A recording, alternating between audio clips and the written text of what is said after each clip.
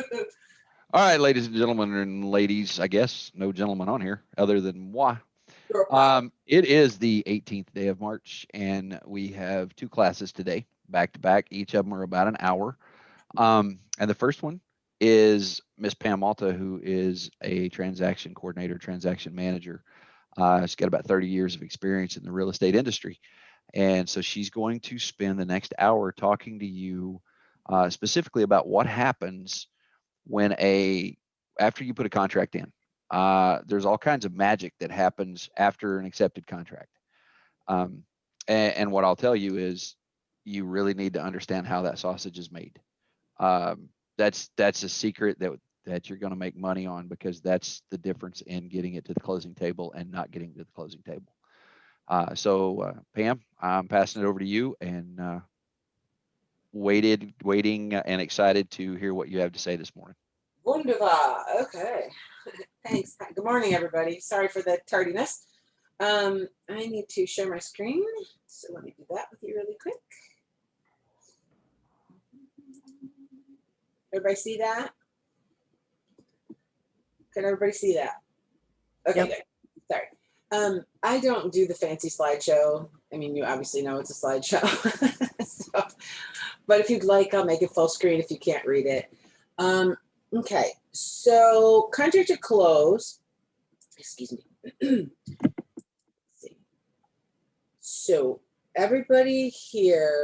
has everybody here done anything with the buy, beginning with the buyer approval process, like getting approved or right? Okay. Sorry, I can't hardly see you guys. I don't know why, but so where we're going with this is when you have to get your buyer approved, you want to go to the best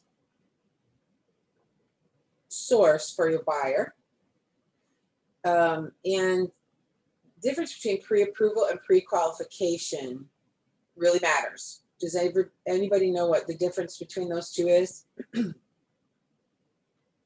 I know you know, Jen. So what the difference is a pre-approval is one in which the lender will go through the borrower's credit and check everything. Because when we do a pre-qualification, buyer can be like, yeah, oh yeah, I paid that off. Oh yeah, I've got this much money and only this much debt and whatnot. However, what the pre-approval does is actually quantify and qualify what the buyer has declared as income, as declared as as what they owe and what they can afford. So whereas it's okay to get a pre-qualification in the beginning, but when you're writing an offer, you're definitely going to want to go back to the lender, or at least talk to the lender about a pre-approval. I typically don't show houses without a pre-approval. I want to know for sure that the buyer has the money. I hate to say it that way, but it's really a duty to the seller too, that you have to make sure that they can buy the house. Okay, so the second thing is the buyer's consultation. We had that all in the. I'm sorry, I have a terrible sore throat this morning, so I beg your pardon. We have the whole buyer's consultation in our forms in. Gosh, excuse me a second, guys. I'm sorry. I can't read that frog. We have our buyer's consultation and what you need for compliance in our forms in KW. And how I do a buyer's consultation is I just sit down with the buyer. I ask them questions, things like, where do you want to move to? How long do you have to move? Do you have a timeline that can be, extended, or how does it work for you? So you're going to have a point where you need to know their wants and needs too. What would you want to have? What must you have? What can you live without? What would you like to eliminate? If you had to choose between one or the other, what would you pick? Those kinds of things. Not to mention that you want to make sure that you're being careful as, not to violate any of the protected classes by asking about how many children, those kind of things. So you want to just let them kind of roll it out to you. Here's what I really want. Like, what's your dream house? Tell it to me. And once they do that, they will, you'll start to see, you'll have more and more questions for them, and they'll have more and more questions for you. So really the buyer consultation to me is, I think, the most important point. And then when you have the time to work with them like that, you can also narrow down their exactly where they want to go. So if you have a buyer where you haven't done a buyer consultation, you could end up showing them 30, 40 houses. But if you do a buyer consultation and you get to know them and get to know exactly what they want, then that pack becomes more narrow, and you end up showing maybe 3 or 4 houses and they buy a house. See? So after that, if you're looking at the buyer consultation, you're finding your dream home. Obviously, that means showing homes. We've gone over the safetiness of showing homes. I always ask the buyer, there's certain questions I just ask every time. I ask the buyer things like, are you the only person? Is someone going to give you gift funds? Is there someone else that makes a decision with you? Should we look for a house that accommodates someone else, a mother-in-law, for example? I hate that they call them mother-in-law suites, whatever, but however you want to say it. Things along those lines. So when you get to know this buyer, and it's hard in this day and age too, because we do everything electronically, but I would recommend even a Zoom call, guys, like for real. I mean, if you're not, I think if once we get to the point where we can actually pick out houses for them, that's a really good buyer consultation. Just FYI. So now we go to under contract. On the contract, it states what you will do, what the buyer will do, and what the seller will do. Okay. Once you're under contract, you have timelines for everything.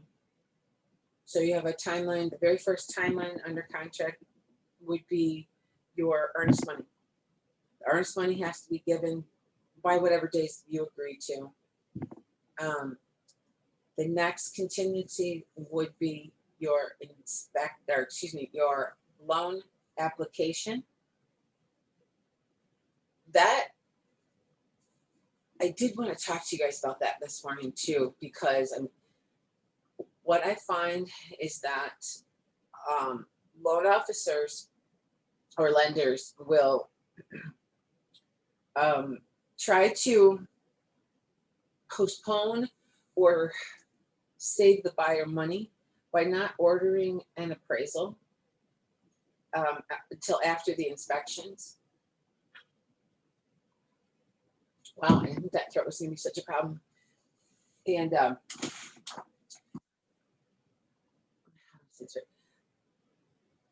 they can't do that.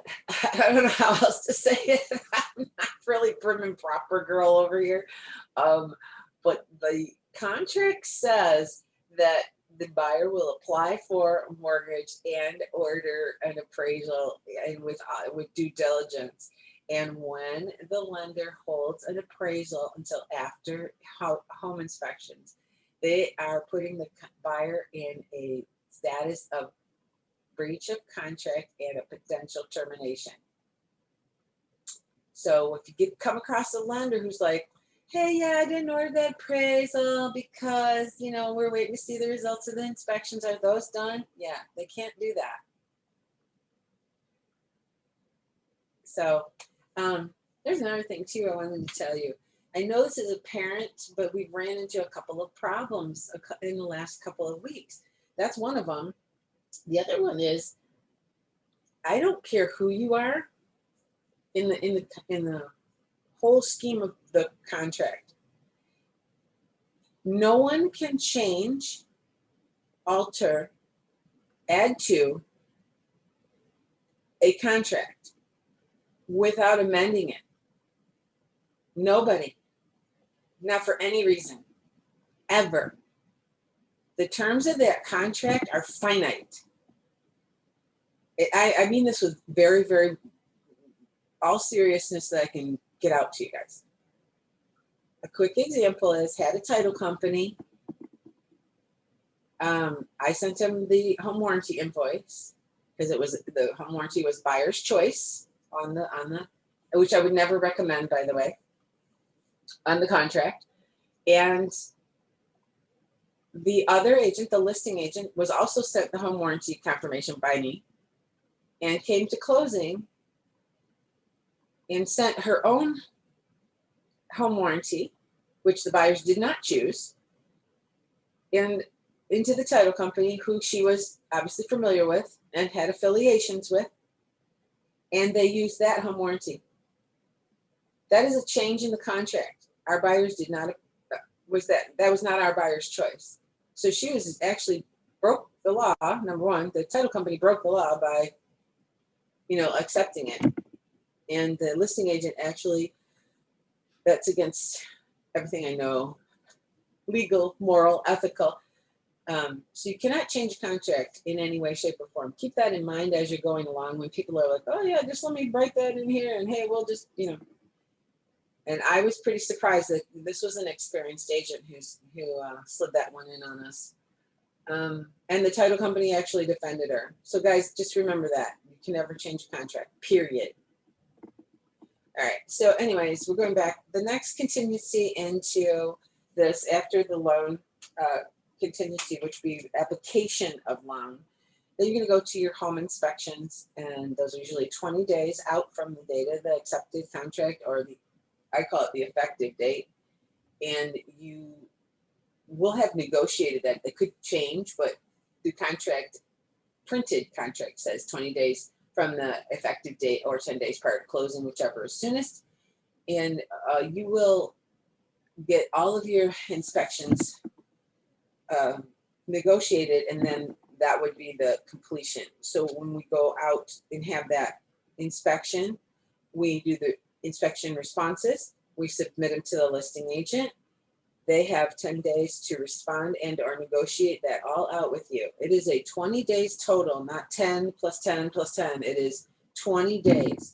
So if you schedule your inspections on the 20th day, you have 1 day to get the responses in, get a response from the seller, and be done with it.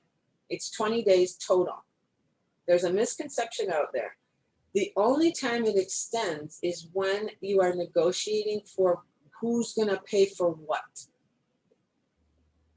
I know it doesn't make sense right now, but it will once you really get doing a bunch of them. Pam, I have a question. Thank God, I needed somebody with a question. Jen, dang it. What's up? Okay, when you're talking inspections, are you talking occupancy inspections as well?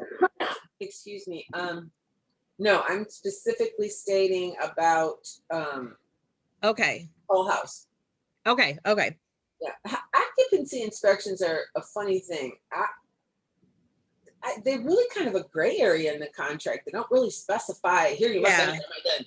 So my always recommendation is I'm right on the listing agent right away. And if it's my seller, I'm right on my seller right away. Well, I'm a dual agent in this contract. Yes. So I've been working with the occupancy inspection because the sellers moved out of town. Oh God. And I'm on the seller about he needs to fix this, and I'm giving him copies of the occupancy inspection. Yeah. And he just, pardon me, he half-assed does it. Right. So I don't know. I'm having a hard time. Where's the house at? In Godfrey. Okay. So here's a couple of things you could do. Say, hey, if that, I mean, you may have done this, Jen, so forgive me. Hey, those repairs, are you ready for me to have the inspector come back out? Well, I did that.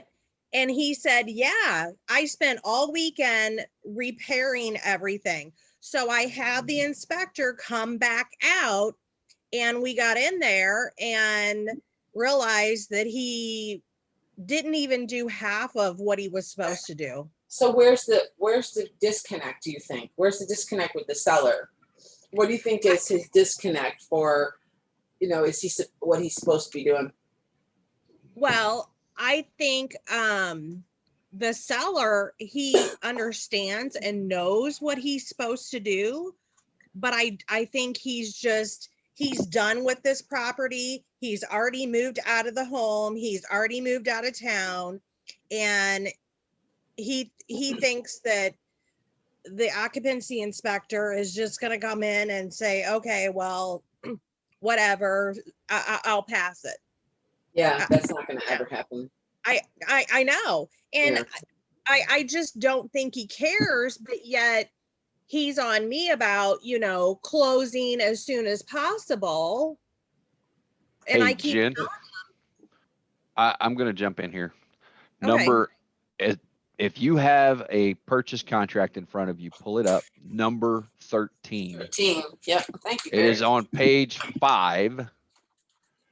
It specifically states that he's got to get it together. That he is required to order an occupancy inspection and comply with all governmental requirements of the seller. Done. That's actually on the top 2 lines of page 6.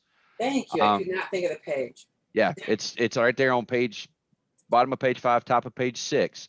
If he starts questioning you, this is for any of you guys. Occupancy inspections suck. All right. Yeah. Not every municipality requires them. Troy, actually, most of Madison County doesn't require them. St. Clair County is real tough on them because I think everybody except Lebanon. Well, there's a gray area in Lebanon that does not require them. Otherwise, everybody in St. Clair County requires them. So, or pretty much everybody in St. Clair. So you need to go to the municipality code compliance, and typically they have a checklist there of what is required. I make sure that I give that to my seller, and I also give it I give it to the seller, and if I am a dual agent or if I'm representing a buyer, I give it to the home inspector. And the home inspectors appreciate that because the home inspectors look at it because typically the write-ups that they're going to write up are going to be the same ones that are on the code compliance, right? So if you pair the 2 of them up, you can actually advise your buyer, hey, you really want this fixed. You want to identify this. And when we write the inspection response, we're going to write that, oh, by the way, this is a code compliance issue. This is a municipality inspection requirement. And so you can get some mileage out of that.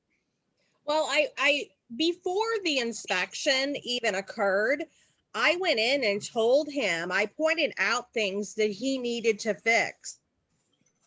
I told him, you need to have carbon monoxide detectors here and here. And he said, okay. And I said, if you need somebody to come in and do that, I know a general contractor who can come in and quote you a price to make all these repairs so you're ready for the occupancy inspection.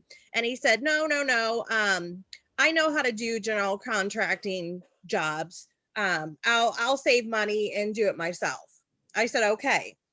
And then when we scheduled the occupancy inspection, he had not made any repairs that I told him to do. Well, let me make this suggestion. Excuse me, Barry. Sorry. Let me make this suggestion. First of all, never offer that up until they ask you for it. That's number 1. Don't offer them nothing at the beginning. If they ask you specifically in repairs territory, because here's what could happen in the long run. Okay. You say all that, and that's because you're a professional and you're a nice person. And you have a person who makes these repairs or uses that person or whatever, and they're not happy with the person that you recommended. Guess who they're going to come after? You think they're going to be mad at the repair guy? No. They'll be like, that gent. Rah, rah, rah. And then if you got to go to court, it's a whole nother ball of wax. Well, my realtor told me I had to use this repair guy, which you didn't at all. But that's the interpretation there. Okay. Okay. So here's the conversation in my world different. Hey, Barry, Godfrey requires that you have occupancy inspections. I've provided you with a list. what I would recommend to you is that you call City of Godfrey immediately, because this can mess up your closing. And if you need help in the end, let me know. However, what you need to do right now, and as your responsibility per the contract, you need to call Godfrey, get those inspections set up. Once that repair list, if you have any, comes in, you and I will go over it and we'll go from there. Yeah. And then the repair list comes in and you say, hey, Barry, we've got a large repair list here. My professional recommendation is that you go hire a contractor. I realize it would be less to do it yourself, but you have to weigh your time against your money. So in other words, if you have all this time to do these in a workmanlike manner, which is what the contract states, and you promise the buyer, and that's your responsibility, also your responsibility to the city, you got to weigh that. I would recommend getting a professional to do it. And they go, well, where do I find a professional? Well, here are several that we have worked with in the past. Pick one. And you need to be done by. Yeah. The thing about people, the way that you're talking, Jen, they have one of three things. They either don't have enough time, they don't have enough brains, or they don't give a crap. They don't give a crap. All right. Hey, so let me throw this to you. Go back to the contract, right? Yeah, For people that don't care, right? That this always is forget not the contract. this is not a big deal to them. Yeah. I'm going to read a paragraph starting at line 280, which is on page 6 of the purchase agreement. Yep. In the event the property does not meet such occupancy regulations or pass such occupancy inspection, and seller notifies buyer in writing within 7 days after receipt of the occupancy inspection report from the applicable government authority, that seller has not agreed to make the corrections, buyer and seller shall then have 10 days of buyer's receipt of seller's notice to reach an agreement, which is really the buyer going, okay, I'll take it without an occupancy inspection and I'll fix it myself. Otherwise, Mr. Seller is required to fix it. If they don't reach an agreement, that contract can die. This is a get out of jail for a buyer. Yeah. They can terminate the contract. Yeah. This is yeah. one of the things you need to advise Mr. Seller. This is one of those things that we all forget and we just kind of gloss over. But if the house does not meet occupancy requirements, the seller has to tell the buyer that he's not getting it there. Or if he chooses not to. At that point, Mr. Buyer can go, all right, cool, then we're not buying the house. It's a sticky place. Yeah. So the buyer can get the report and say, okay, it's no big deal, I'll fix it, and occupy the close No, the deal. And no, not occupy. That's the key word there. Right. They can take the house. They can take the house, but they can't live there. Well, let me say another thing too, and it depends on the product they're in. VA, never going to happen. Right. Never. VA will require you to give them that occupancy. Oh, yeah, I know. That VHA. And FHA, I think, too. No, some will let you. It depends. It depends on the lender. I've had FHA where they didn't even ask me for the C of O. So, yeah. So the bottom line is it's got to be done. With a government loan, I would do it. Everything's got to be done prior to closing. So if in this case your seller is working with the FHA buyer, that's another thing you got to tell them. The thing is, Jen, is people look for structure. They just don't always know they look for structure. But my 5 favorite words: thank you, Barry Schulhofer. Go back to the contract. Yeah, right? It's laid out right there, and I would go back and reference it to him. I mean, Liz, do you have access to him? Access to who? The contracts. Are all right? So you're following along exactly what we're saying. Mm-hmm. Okay, good. Yeah, that's a hot one, right? So when people start giving you lip, get to know that contract inside out. Yeah. Because it's laid out. All the dates and timelines and everything you need is laid right out in the contract. Well, I know it is, and I keep, referring back to the contract, but I just, I How are don't you referring back to it though? You personally? Yeah, I keep saying, you know, it's in the contract that you have to meet these requirements. You have to make these repairs in order for the buyers to occupy the property. Okay, remember when I said real estate is almost 100% psychology? That we really don't sell anything because we don't. It's all psychology. So here, and Jen, you're doing a great job. I'm not saying nothing in any way. I think you even mentioning that is, you're, what do you call it? Way ahead of some of the newer agents, okay, in the world. But I would change a few words. In other words, I might say something like, hey, Barry, I know we're having a little bit of difficulty with this, but I've reminded you that this is in the contract, but I do want to show this to you. And here, let me send it to you in an email. Here, let me read it to you. Here, let me like point it out like Barry just did. Because I knew it was somewhere in there, but I said to you guys, I can't remember where the wording is. And so when he popped it up and read it, I was like, oh, holy hell, yeah, that's the one. Yeah. Right. So I'm saying sometimes, and here's another thing too, a recommendation, as little as you possibly can, you don't use the word you. We. Yeah. You can use the word we. You can use the word the house. In other words, like for you, Jen, it would be, gosh, Barry, you know, the house has to pass those occupancy. We can't do anything to get this done, or the house won't close. Or the closing, use the word the closing won't happen. Every time you use the word you, it's almost, and you might even feel this right now because I'm in that mode of using you to you, Jen. It sounds like a you in your brain. Yeah. Human nature goes, wait a minute. What do you mean me? Yeah. Right? Defense mode. So if we continually go ahead and use the words we, us, the house, the transaction, the contract, it takes the personification out of it, right? Yeah. Also, this person may just be, you know, kind of stubborn. And I hate to say this, Barry, excuse me, but sometimes men, although the real estate industry is predominantly women, I hate to break it to the male population, but most of women run real estate. It's pretty high. Hey, Chauncey, they forgot you're on here too, buddy. Chauncey ain't gonna be offended. He's a strong man. You know, I'm just saying. It's true. Think about it. You know, so sometimes it's a manly thing. You know, I hate to say that, but it, you know, like the repairs. Plus, we're a girl. We don't know. You know, but Jenna, if you reference the contract, any of you, if you reference the contract when there's any question, that's the source document you're using, right? So go back to the source document, which is the contract. Same thing on a listing. You could, because it's actually outlined somewhere in the listing too, by the way. Yep. And you can go back and look at reference the listing contract from Mr. Seller. Hey, Mr. Seller, you agreed when you listed your house that your house would meet occupancy requirements, or you would notify us otherwise. We just did it again. It's like the dual agency, right? You have to tell them like 3 or 4 times. Yep.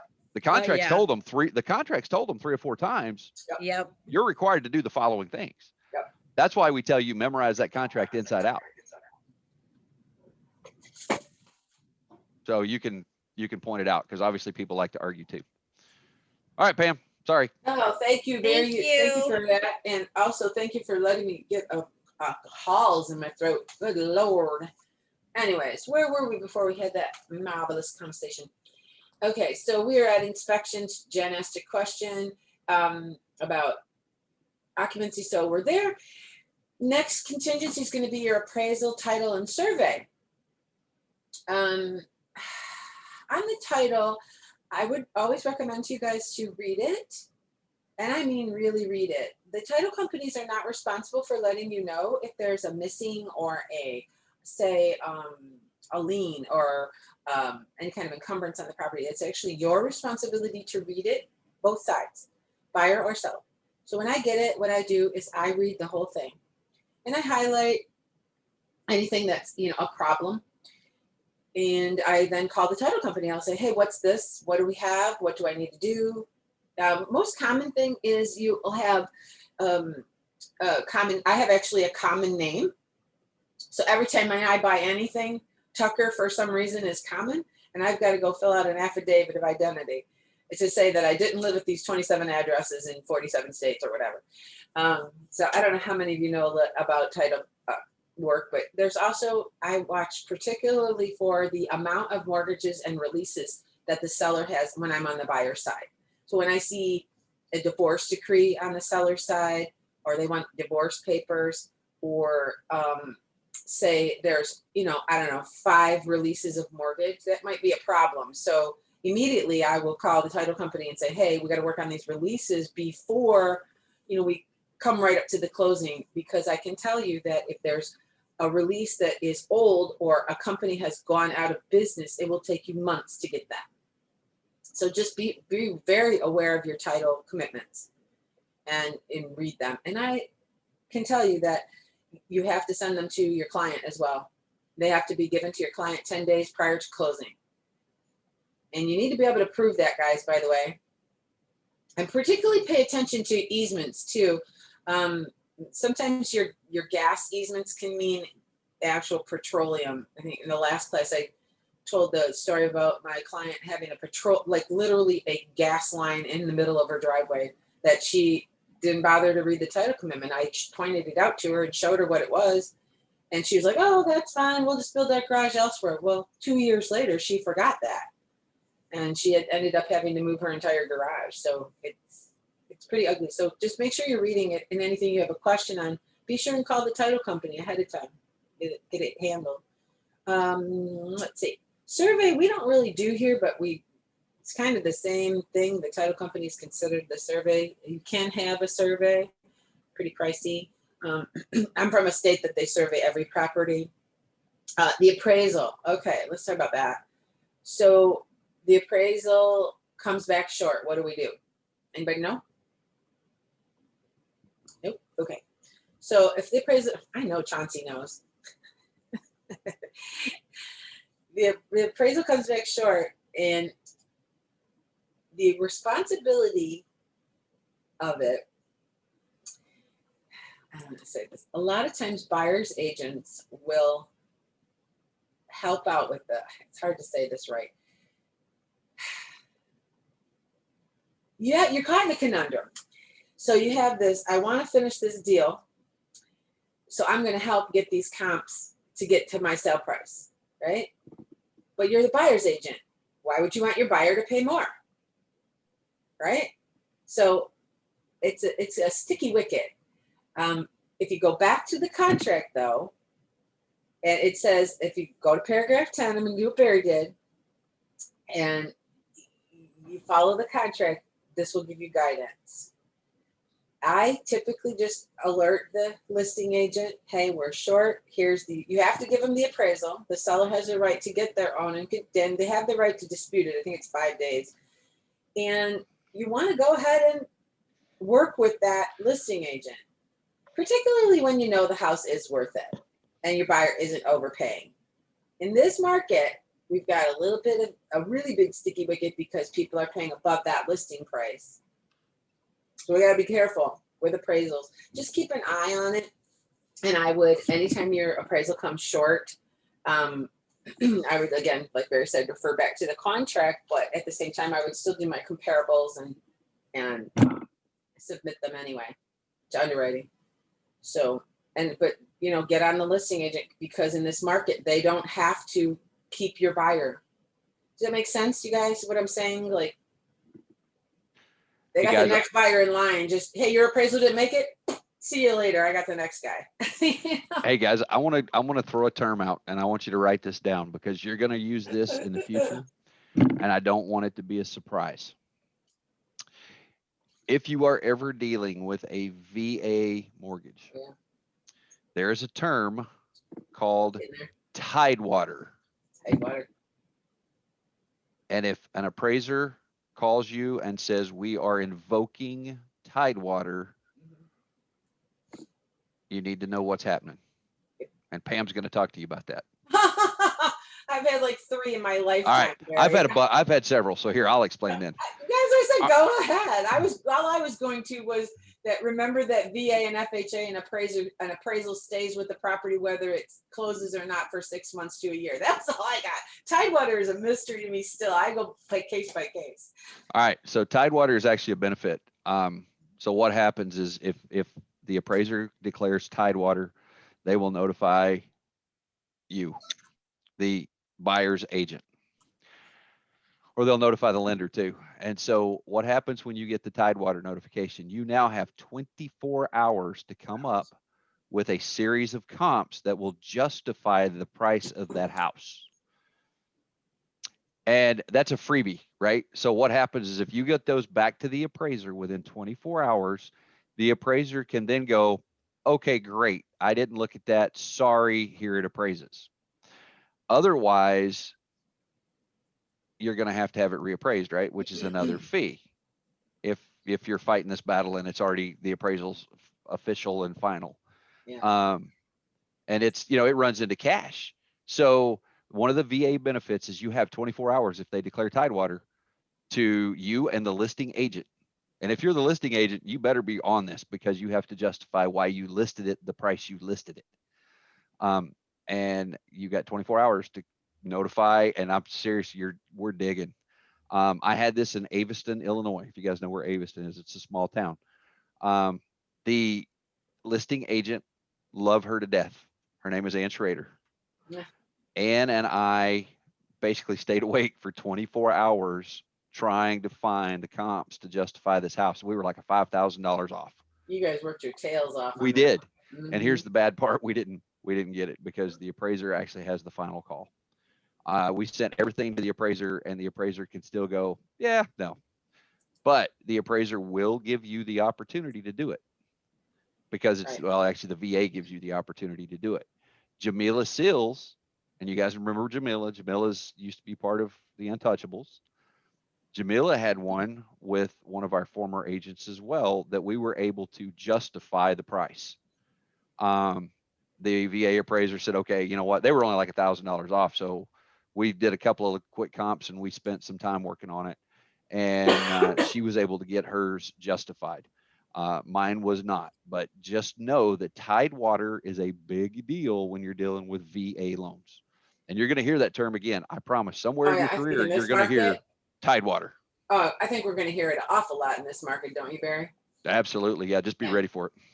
And keep in mind too, you guys, I know this sounds kind of corny, but make the appraisers your friends for real. And that's a networking thing. That's a networking beauty because I can tell you I have 4 that I could probably call up and go, Tidewater, what are you talking about? Help me out here. And they would laugh because I just have made friends with them over the course of time. So be sure to make friends.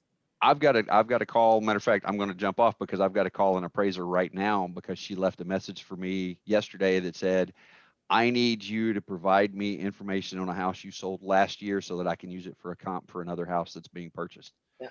So I have a friend who is now an appraiser who is asking for help. Excellent. So that's a good thing, right? So I can always call a favor later. Know that once you do it, once you sell a couple and you're trustworthy, they will call you and ask for help. So thank you, Barry. Bye. I think Barry was here this morning. I really didn't know what Tidewater is. Just joking. Okay, so now we're at after we got all that worked out, we're at the loan commitment, which is, I do want to discuss one thing with you really super quick. So in the contract, it says the appraisal will be back, or the loan commitment, they're kind of the same date. And that's where you put the dates in the contract where it's, I'm going to get the paragraph here. It is line 61, paragraph 9. Where you put in the buyer must satisfy the balance of obligations set forth in paragraph 9 for the financing contingency. Let me explain to you. That mortgage loan commitment has to be, if you don't put anything in there, that is 30 days from the effective date or 10 days prior to closing, whichever is soonest. I can tell you that loan officers will tell you they don't usually give loan commitments till 10 days prior to closing. There's something to do with RESPA and how they pull credit and how they pull reports. I've battled them for years about this. This is why we ended up with a blank space there, because this contract used to actually say 30 days. So just keep that in mind.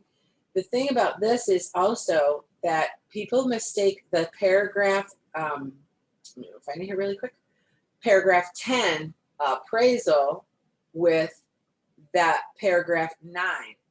Paragraph 10 refers to the appraisal for a cash offer, not, it doesn't refer to paragraph 9. This is, if you read it, it says cash offer.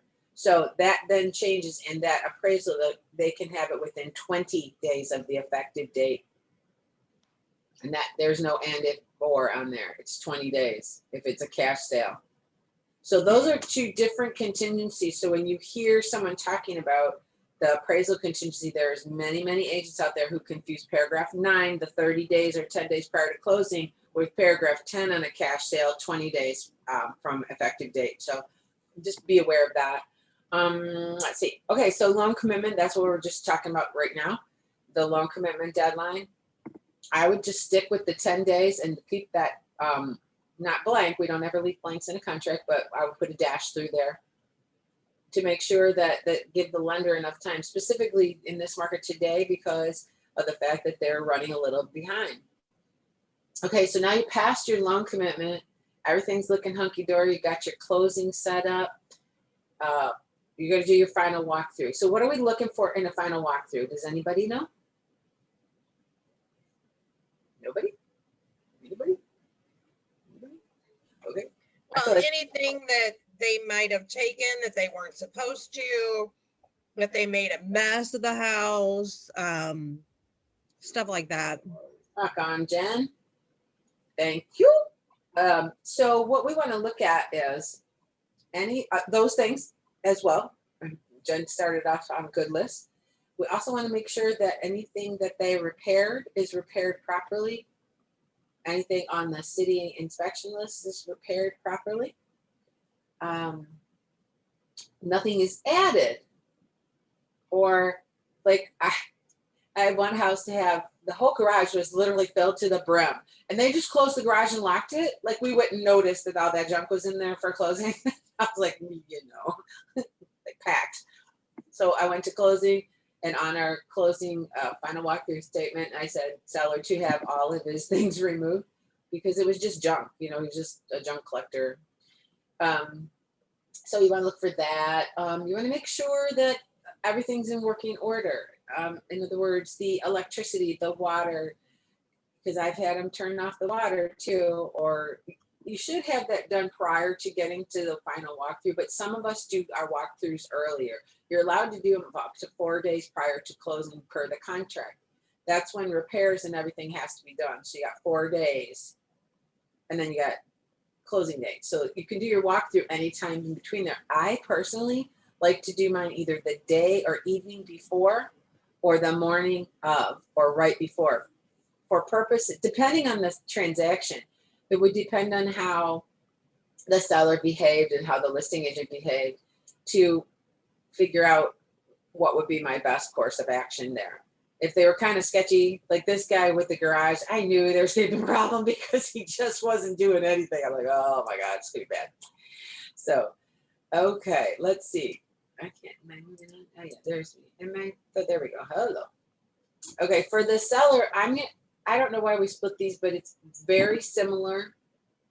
I always tell people, listen, the contract process is extremely similar.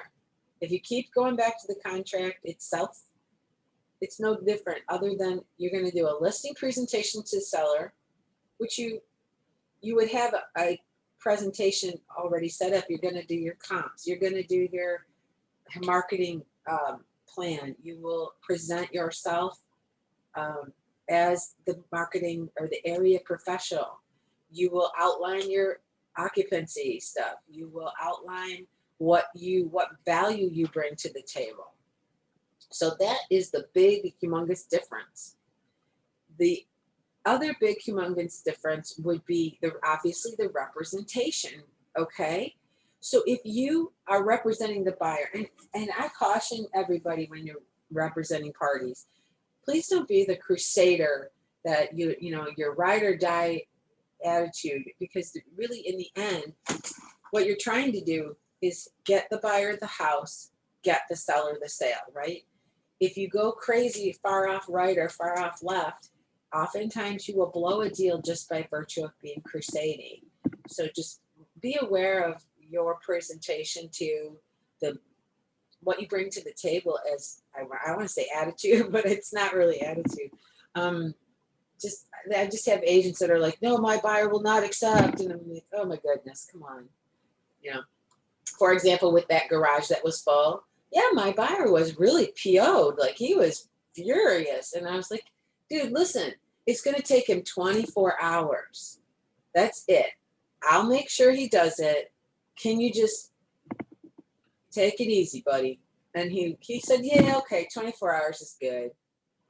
See, that's what I'm saying. You have to be the calming influence in all of this real estate world. If you're not the calming influence, nobody else will be. So I get, when I have clients, my clients who call me, they're like, oh my God, this listing agent, da, da, da, da, da. And I'm like, okay, well, hold on a minute. Let's ask this question. And I'll ask you, if you ever call me, this is what will happen to you. I will ask you a bunch of questions. I will first ask you who the agent is, how long you've been in the contract, things like that. And you might be in that upset mode, but I'm going to be the person that goes like this. So I'm asking you to be that person for your clients and customers. And you may or may not understand how important that is at this moment, but I think you guys do. So, okay. So again, same thing. Sign the listing agreement. You guys got to know the contract. You better, you got to be careful with the Maris marketing form. Make sure you're signing that properly, and make sure that you're having Anita sign all of your documents. Now, because the reality for a listing agreement is that listing agreement is not valid until Anita's signature goes on it. You can sign it 27 times as the agent from here to Timbuktu, but let me tell you something, the only time it becomes a valid contract between the agency and your seller is when Anita's signature is on it. Until that time, no, it doesn't even exist. So I just want to really be strong about those things. You guys make sure you're letting Anita sign your contracts and getting those to her early. For showings, basic same stuff. I counsel my sellers to, guys, make sure it's tidy. If they're smokers, I say, don't put those things in the wall. Because I personally have an allergy to those Glade, whatever those things are. I can't even go in the house with them. So, explain to them how showings work. The best thing you can do for your sellers is have a booklet that explains how everything works, because people are excited, whether they're buying or selling, they're going to forget what you say. I guarantee it. Most sellers really just remember the number you gave them, or they remember the times when they're having open houses and such. But it's the details that you remind them of, that's important. So I usually put a book together, things like, how the process goes along. Here's a checklist for you. Do your lawn care in the spring. Do your, oh my goodness, smoke detectors in the fall. So it depends on when I list it. I have a booklet that I give them that for just them. And then that also diminishes the amount of questions that they have. Because one thing I'm positive of, if someone has a question they don't ask you right away, the lack of communication fuels the imagination. Keep that in mind. Always throughout your career. Lack of communication fuels the imagination. So next thing you know, if you're not communicating with them, next thing you know, the house is it's this big, horrible thing. So I always recommend, contacting your seller at least once a week, whether you have feedback or not, even a quick email. Hey, Jen, I didn't have any feedback for you this week. Thanks a lot. Da, da, da. And Command does a lot for you guys about this stuff. So you should be pretty well set. Presenting the contract to the seller, I do it just the same as I said before. Turn it around, explain the terms slowly, each paragraph. I know it takes more time. In this day and age, we like to just go, here's your contract, and shoot it off in DocuSign and Dotloop. And then we call them and go over, hey, did you read it? No. your responsibility as the realtor is to go over that contract. If you have to 27 times, that's your job. That's what you got hired for. So I'm being very kind of this morning, but I really want to drive that home because I'm getting too many calls where people are like, well, my seller's all pissed off at me. Well, of course he is. You didn't go over the listing agreement with him. You didn't explain to him that, you know, this, you got to pay another broker. Right? So just be aware of, I treat everybody when I'm doing my clients and customers, and I say it to them, hey, Nicole, thanks a lot for calling me. Listen, my primary job is to protect you for selling your home, but I really want you to know my very close and dear to my heart secondary job is to help educate you where you don't know things about real estate and real estate law. So I want to make sure that you're always protected, but I do that by giving you as much information as I can so that you make informed decisions on the future of your real estate needs. Stuff like that, man, they love that stuff. So just be aware, guys. Okay, so presenting the contract to the seller, we did that. Say the seller says, nope, I don't like that price. Then we write up a counter offer. Again, you got to be the professional, keep them realistic. If they, you know, wants to have a counter offer for $10 million over, probably not a good idea. Not going to get it. This market's crazy, crazy. They probably would get it. I mean, it's just, I can't believe the way prices are. And you guys are, I know some of you are losing out to contingencies too. So be careful of your contingencies when you're writing those in offers with the buyer. But most importantly too, that agents forget about is when stuff's coming back to them. And what I mean by that is, so you're the seller, right? And you've put the disclosures out. You're the seller's agent and you put the disclosures out. And it comes back to, say it comes back to you without page, I think it's page 3 or 4, where it says given to the buyer on the residential real property disclosure, and there's a little line for the date there, and then there's no initials. Yeah, I want to change that. Like, is that the thing about the disclosures? They're really shouldn't be called disclosures. They should be called acknowledgements, because unless all parties have signed them, the key to those is acknowledgement that the buyer and seller have both seen and filled out and signed them. So when you're getting contracts in, be aware of that, you know, what's filled out. Lost my halls, so here we go again. The inspections, so we talked about those. We talked about the municipalities. Thanks for that question, Jen, because that was some really good material that we got there. I really appreciate that. Appraisal, title, and survey applies the same as what we said, but now you're just on the other side of the coin, right? Today, if the appraisal comes in low, now you're beating feet to make sure that you can prove that price, okay? Loan commitment, same applies. It's the same 30 days, 10 days prior to closing, unless it's a cash sale and it's 20 days from the effective date. And you're just on the other side. So this is more of, if you look at it from just requesting as opposed to making it happen. So buyers make it happen, sellers request. That's pretty easy. Let's see, and the settlement statement. Okay, you know, way back when you met with the seller, right? They had I wanted this much in my pocket, right? You can do a seller's net out, but I can tell you this much. And First American has a really great, Barry could tell you about it. They have a really great app. I think we were talking about it in a team meeting on Tuesday. Oh my God, that thing is amazing. Abstracts and Titles has one too. It's just not an app. You just have to go online and get it. But when you're doing a seller's net out, make sure that one of two things. You are so good at it that it cannot be questioned. Because I guarantee you, if you do one and give it to them, you will be questioned. And you will be called to the mat on it. In other words, if you say, you're going to get $10,000 back and it comes back, they're getting $8,000. Guess who's going to the cleaners? So just be aware of that. That's why we want to use those apps and make sure that we have all costs.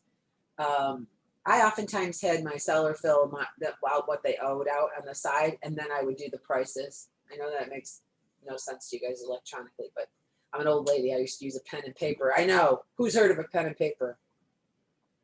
So If for the seller's final walkthrough, obviously we're gonna wanna make sure they're cleaned up. Broom clean, tidy. If they were moving furniture, just have them patch the holes and stuff, right? Like, it's not that hard to walk around with your finger in some spackle and get, come on. I typically go to my seller's house before closing, just to make sure they did, or at least before the final walkthrough. So if I'm representing the seller, I'll say, so let's say, Nicole says, I'm coming on, December 2nd. I'm going to go on December 1st or December 2nd before her, make sure my seller, because I don't want any problems. There's one thing I know about red flags or problems. If they find one, they'll find 20. It's like mice, right? If anybody has ever had mice in their house, if there's one, there's 100, right? Same thing. And you can find those flags and they'll start looking more for things. Not that we don't want them to see them. That's not the point. The point is we don't want to be splitting hairs at the end of the day.